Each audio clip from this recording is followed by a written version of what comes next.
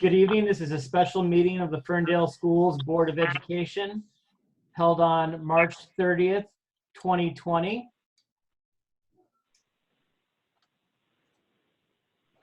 Roll call, Ms. Shepherd. Dookie? Sandra, on mute. Dookie? Here. Hart? Here. Kermuller? Here. Latash? Here. O'Donnell? Here. President Davison? Here. Thank you.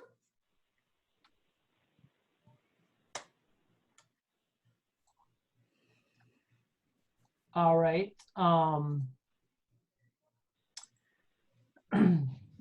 Does anybody have any amendments to the agenda that they wish to make?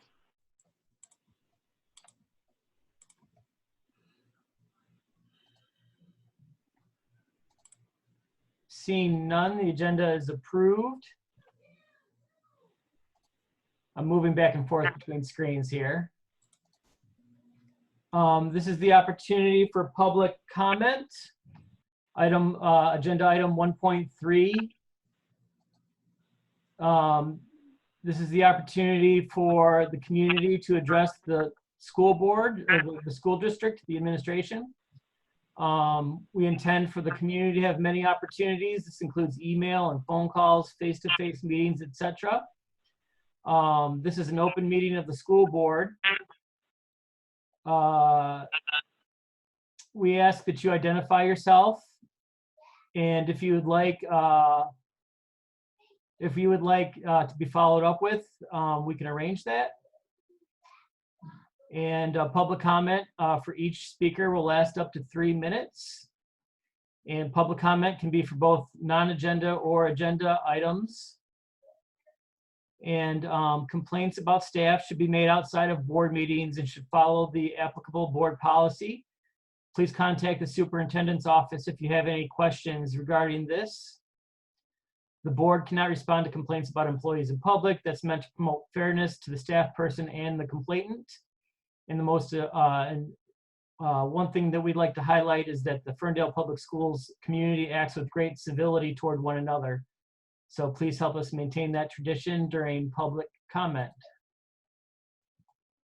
Are there any speakers for public comment this evening?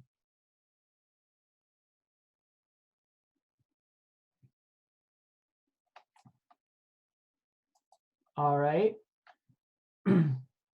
Seeing no public comment, we move to agenda item 2.1, the request to approve the resolution authorizing the issuance of 2020 school building and site bonds.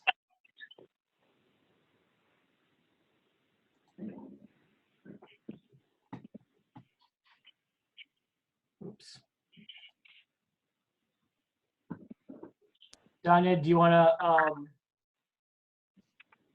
Oh, yeah, sorry. I forgot the mute button after so many warnings. So we have Nancy Hoover, the Assistant Superintendent of Finance with us, as well as Paul Stoddard, a representative from PFM, Amanda Van Dusen, our bond attorney. And I'm not sure who else is on the call from either of those two, if there's anyone else. I don't have anybody else with me. This is Amanda. So today we're requesting the board to approve a resolution authorizing the issuance of the 2020 school building and site bonds. I'm going to hand it over to both Paul, Amanda, and Nancy to kind of take the board through this approval for this resolution.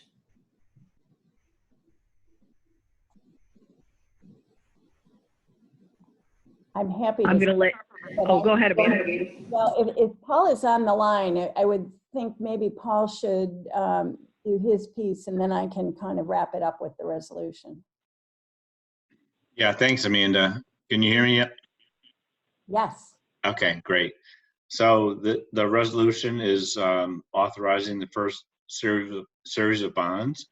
At this point, we are looking to do a competitive issuance of the bonds. We have also provided in the resolution for alternative sale methods because of current market circumstances. Market has been a little bit difficult in the last couple of weeks, but has come back around in the last week, really, and we're very confident that we can get this transaction done for the school district with very favorable rates and terms. But we have provided for, in the resolution, alternative sale methods in the event that the preferred method of the school district is having any issues at the time of sale. So essentially, everything I think is good at this point. We're way inside of the estimates that were done prior to the election. Hoping for stability in the market, and at this point, want to continue down the path of a competitive sale of the issue. Shall I just dive into the resolution, Danya? Okay. So first of all, congratulations. As a resident, I could not be happier to see the incredible results that that we all achieved. 80% plus is just remarkable, and reflects the hard work that you put into this.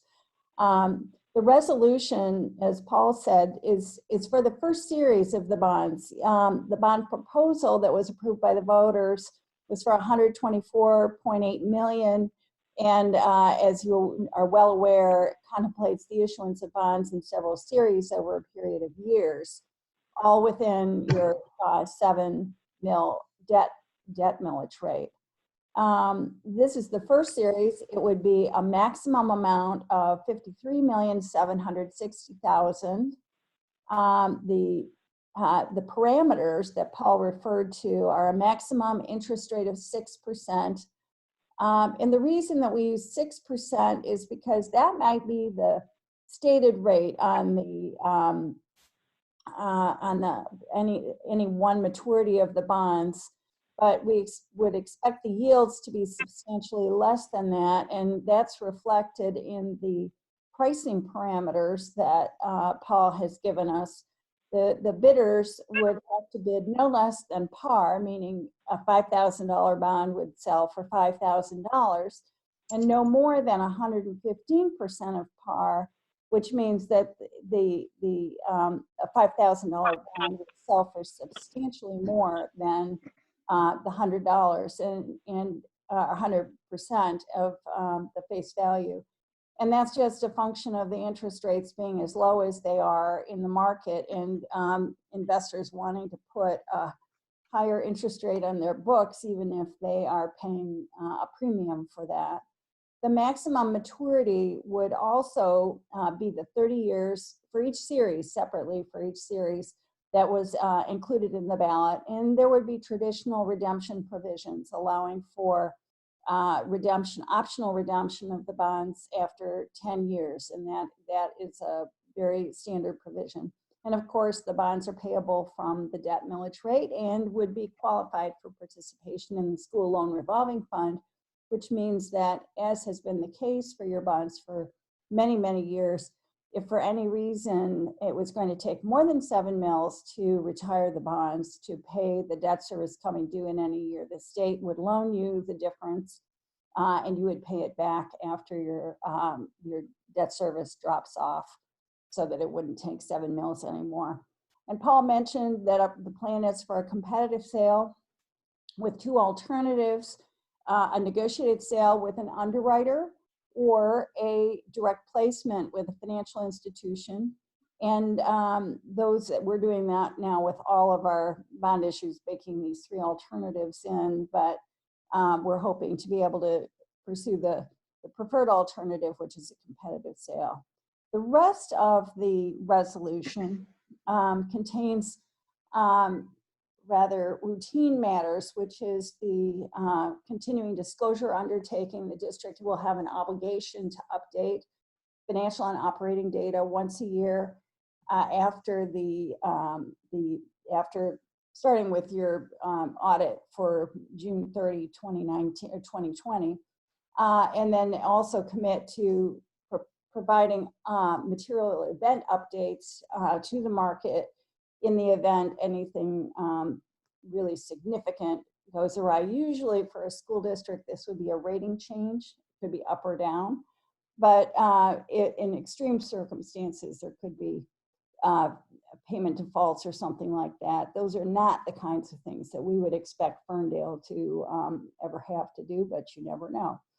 The form of notice of sale, the form of the bonds are both contained in the document. They're not being signed now, but they're the forms of the documents we fill in the blanks for at the time of sale.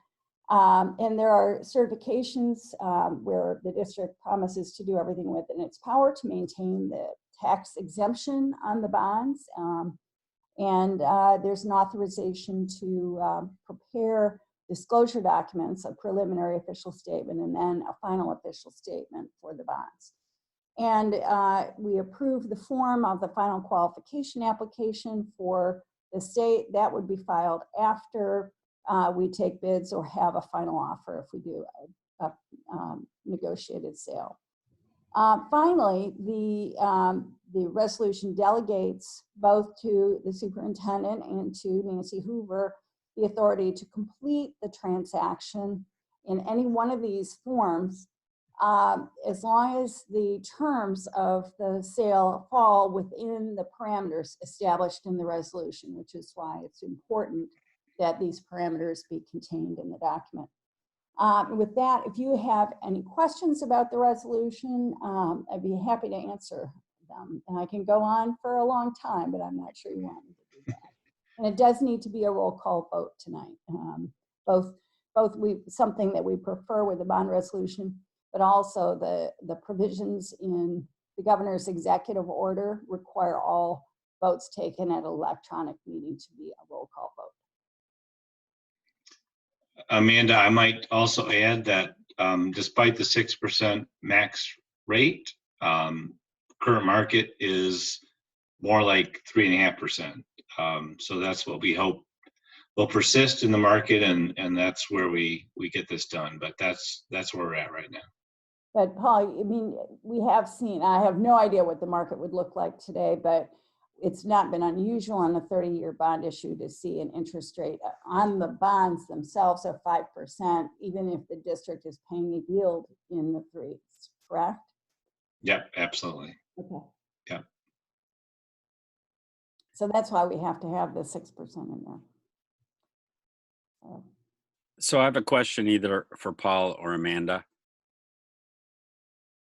Can you just describe a little bit the how the competitive sale works, the mechanics of it, Sure. just in general terms? Yes, so we would be posting a preliminary official statement and publishing in the Bond Buyer, which is a national trade magazine for municipal bonds, the notice of sale at least 7 days before the time and the date set for the sale. And when the time is set for the sale, we will have a phone call like this where bids will be received, and they will all be received electronically. We do this in coordination with the Municipal Advisory Council of Michigan. Its offices are over in Southfield, and they are set up to receive these bids. They all have to arrive before, say that the sale is at 11 o'clock in the morning, the bids all have to be there by 11 o'clock in the morning. And however many there are, we open them all at once, they're read aloud, and they have to be accompanied by either a good faith check, which is rare these days, though it happens, or a surety bond, which they pre-qualify for, which promises that if they're the winning bidder, they'll provide the good faith deposit with you by the next morning.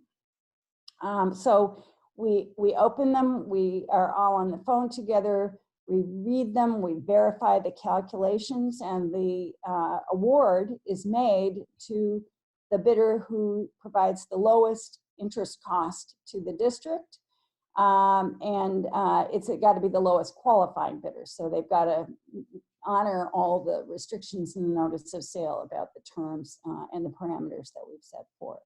So that's how it goes. Then the superintendent or Nancy will be signing an order awarding sale, again, within the parameters set forth by the board. And then we have a few weeks to get ready for closing because we need to give the school loan revolving fund about 2 weeks to turn around their approval. And we need, especially in a time when we're doing these closings electronically, we need time to get executed documents around and back. But then you would have the money a few weeks, probably 3 weeks after the bid opening. If you did a negotiated sale, you'd pick an underwriter and go through the same steps, but you would maintain some flexibility about the actual date and time of sale. Once you publish a notice of sale for a competitive sale, you set the date and time for that sale. With a negotiated sale in a public offering, you go through many of the same steps, but you're going to sell the bonds to the underwriter that you pick, and they will know when they go out into the market and have a pricing that the district would actively participate in with Paul's assistance. You negotiate with the underwriter the interest rate for every single maturity, and you have a little bit more of an opportunity to shuffle some things around if you want, including the date and time that this happens, and the way the maturity schedule works. The final alternative is a direct placement with a financial institution, usually a bank, and you can take proposals for that or not. At that point, you're just negotiating with a financial institution the terms on which they would buy the bonds for their own account. In a volatile time like we've been in, we've had conversations about doing that. But as Paul said, we're hopeful that the competitive sale will be a good way to go. Thank you.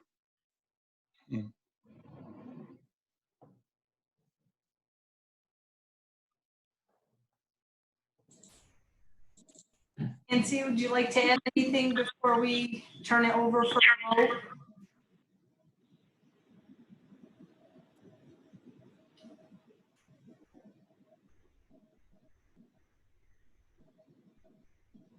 Nancy, you with us? Oh, sorry, I didn't know that was to me. No, Yeah, sorry. I'm good. I'm ready. All right. Any other questions?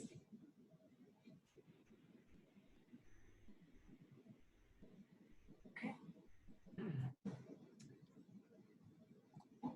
All right.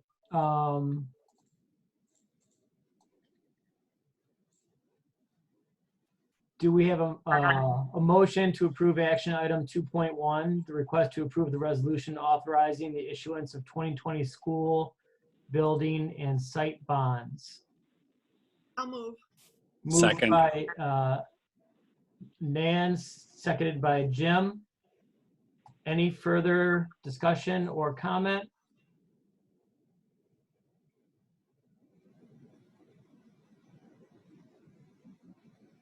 Seeing none, roll call, Ms. Shepherd. Dookie, Yes.